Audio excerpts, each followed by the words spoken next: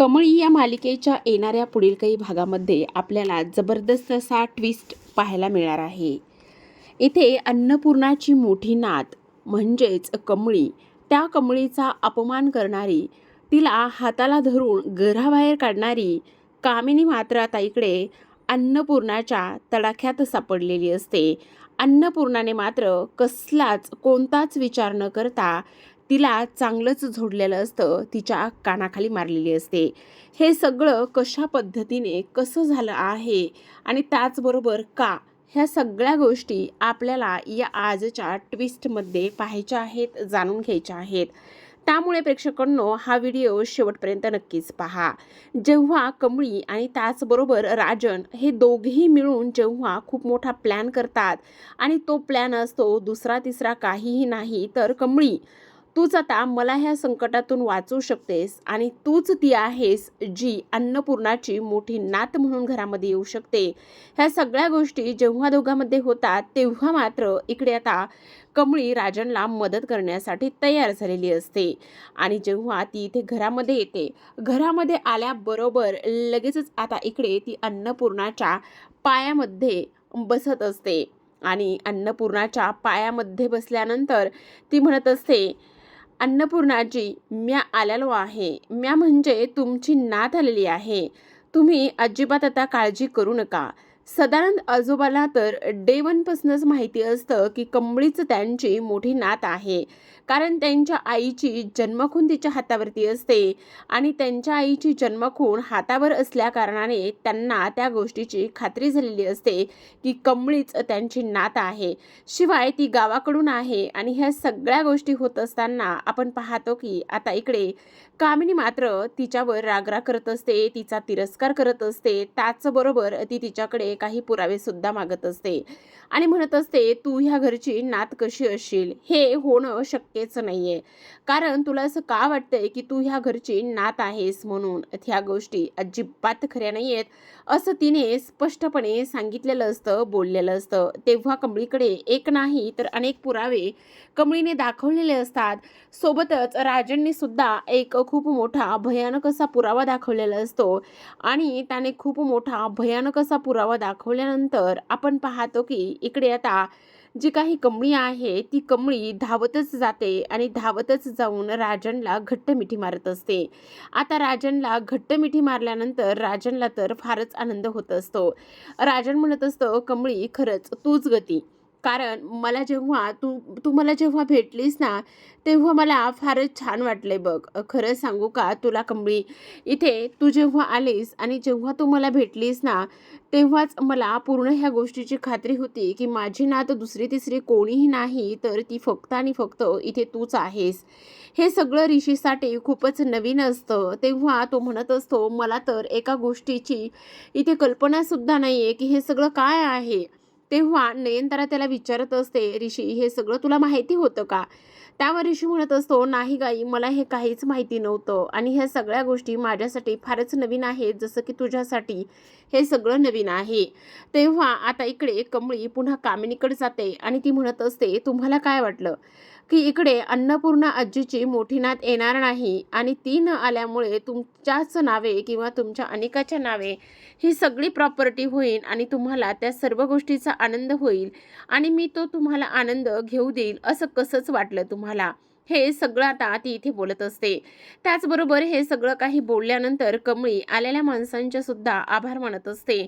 आणि जे काही अन्नपूर्णाचे संस्कार आहेत, त्याचबरोबर अन्नपूर्णाने आतापर्यंत केलेल्या सगळ्या गोष्टी आहेत, त्या गोष्टी आणि ते संस्कार इथे कमळीच्या मार्फत दिसून आलेले असतात.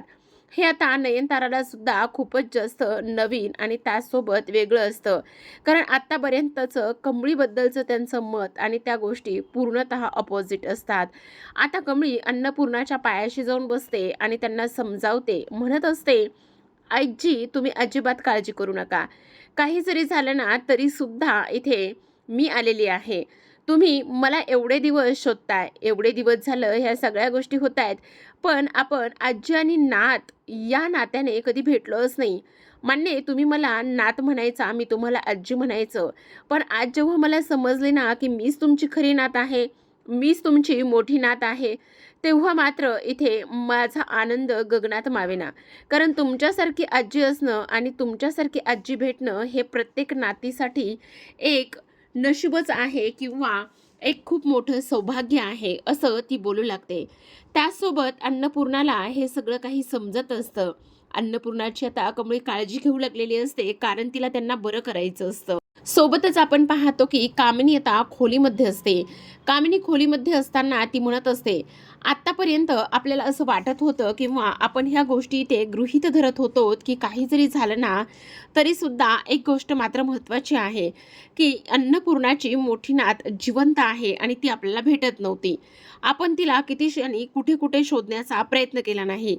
पण आता एक गोष्ट तर इथे क्लिअर झालेली आहे, की ती जर कमळी असेल ना, तर त्या कमळीचा कसा काटा काढायचा. त्याचबरोबर ती आपल्या नजरेसमोर आहे ना, तर नजरेसमोर असताना तिला कशा पद्धतीने इथे घरातून बाहेर हकलवायचं, ह्या सगळ्या गोष्टी आपण इथे करणार आहोत, असं ती स्पष्टपणे बोलत असते.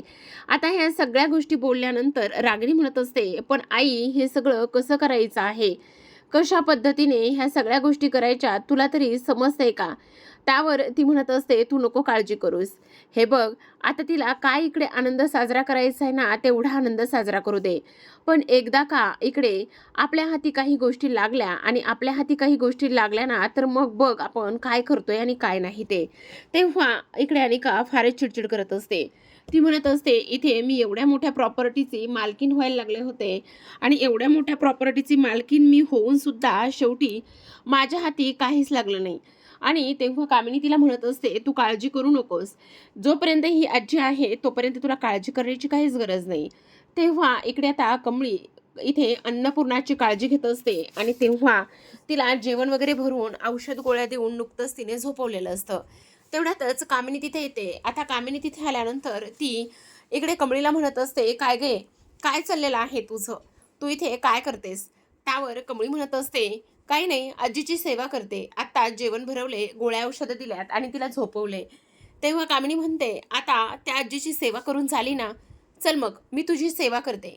असं म्हणून आता कामिनीने कमळीच्या हाताला धरलेलं असतं आणि तिला तिथून घेऊन जात असते. तेव्हा कमळी म्हणत असते, "काय करताय तुम्ही हे कडू आजी? सोडा पटकन. तुम्हाला सोडा म्हणते ना मी. तुम्ही माझा अशा पद्धतीने हात नाही धरू शकत. तुम्हाला मी सोडा म्हणते ना." पण कामिनी मात्र काहीच ऐकत नसते. कामिनी तिच्याच धुंदीत असते आणि म्हणत असते, "काय? तू मला सोडा म्हणतेस? का? आणि कशासाठी? अगं तुझी जागा या घरामध्ये नाहीच आहे मुळात. तुझी जागा ह्या घराच्या बाहेर आहे. तू हिंमत कशी केली गं इथे येण्याची? तू समजतेस कोण स्वतःला? त्या वहिनीची काळजी घ्यायला आम्ही सगळेजण आहोत. तुझी इथे काहीच गरज नाही." हे सगळं काही बोलत असताना अन्नपूर्णाला मात्र एक वेगळी शक्ती त्यांच्यामध्ये संचारते. ताटकन बेडवरून उठतात आणि कामिनीच्या सनकन कानाखाली मारतात. त्याचबरोबर कमळीचा हात तिच्या हातातून सोडून घेतात आणि म्हणत असतात, "बास कर कामिनी. किती आणि काय काय पापं करणार आहेस तू? ती माझी मोठी नात आहे. त्यामुळे इथून पुढे तिच्याशी वागताना, बोलताना जरा विचार करून बोलायचं. समजलं तुला? ती ह्या घरची पाहुणी नाहीये किंवा ती ह्या घरासाठी परकी नाहीये, तर तू ह्या घरची पाहुणी आहेस आणि तूच ह्या घरासाठी परकी आहेस. काय बोल आता, काय बोलतेस?" त्यावर कामिनी म्हणत असते, "अगं वहिनी तू बरी झालीस, बरी झालीस." त्यावर अन्नपूर्णा म्हणत असते, "माझी मोठी नात एवढी घरामध्ये आलेली आहे, तर मग मी बरी होणार नाही तर काय होणार आहे? पण हे असे सावसूतपणाचे नाटकं तू अजिबात करू नकोस आणि स्वतःला तर इकडे चांगुलपणा दाखवून माझ्यासमोर नीट राहण्याचा सुद्धा प्रयत्न करू नकोस. आत्ताच्या आत्ता इथून चालती हो कामिनी, नाहीतर आत्ता मी तुझ्या एक कानाखाली मारली, दुसरा हात सुद्धा माझा उठेल आणि दुसऱ्या कानाखाली सुद्धा बसेल. त्यामुळे आत्ताच्या आत्ता चालती हो." आता कामिनीकडे सरतेशेवटी काहीच पर्याय उरलेला नसतो. तिला तिथून माघार घेणंच गरजेचं असतं. कारण तिला कळलेलं असतं, आता अन्नपूर्णा वहिनीसमोर आपलं काही चालणार नाहीये. कारण अन्नपूर्णा वहिनी अशी तशी नाहीये. ती एवढ्या सहजासहजी हे सगळं मान्य करेल आणि त्याचबरोबर इकडे कमळीसोबत आणखी माझा अपमान करेल. त्यामुळे इथून पळ काढलेलाच बरा. असं म्हणून आता लगेच कामिनी तिथून निघून जाते. इकडे अन्नपूर्णा कमळीला जवळ घेतात आणि तिच्यावर भरभरून माया, प्रेम करत असतात. त्या म्हणत असतात, "कमळे मला माफ कर. आत्तापर्यंत तू येत होतीस घरी, पण माझी नात म्हणून नाही, तर आज माझी नात म्हणून तू या घरी आलेली आहेस. ज्या क्षणी मी तुला पहिल्या वेळेस पाहिलं होतं ना, त्या क्षणी मी मनामध्ये ठरवलं होतं, माझी मोठी नात असावी तर अगदी तुझ्यासारखीच. आज बघ ना, देवीच्या आशीर्वादाने सुद्धा हे सगळं तसंच झालं आहे." तेव्हा कमळी अन्नपूर्णाला बेडवर बसवते आणि म्हणत असते, आजी, तुम्ही अजिबात काय बी काळजी करू नका.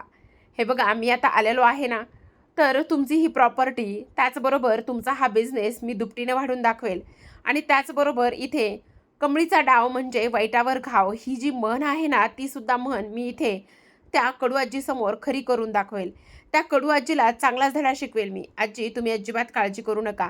तुम्ही आता फटदिशीनं नीट बऱ्या व्हा बरं. असं म्हटल्यानंतर पण आजी, तुम्ही त्या कामिनी आजीला इकडे चांगले सुनावलं की म्हणजे तुम्ही पूर्णतः बऱ्या झालात. तेव्हा आता अन्नपूर्णा म्हणत असते, आता माझी मोठी नात एवढी चांगली माझ्यासमोर उभी आहे. ती मला 4 गोष्टी सांगते. त्याचबरोबर हे सगळं काही होत असताना मी अशी धरणीला कशी पडून राहून. तेव्हा लगेच आता दोघी आजींना त्या एकमेकींच्या मिठीत असतात.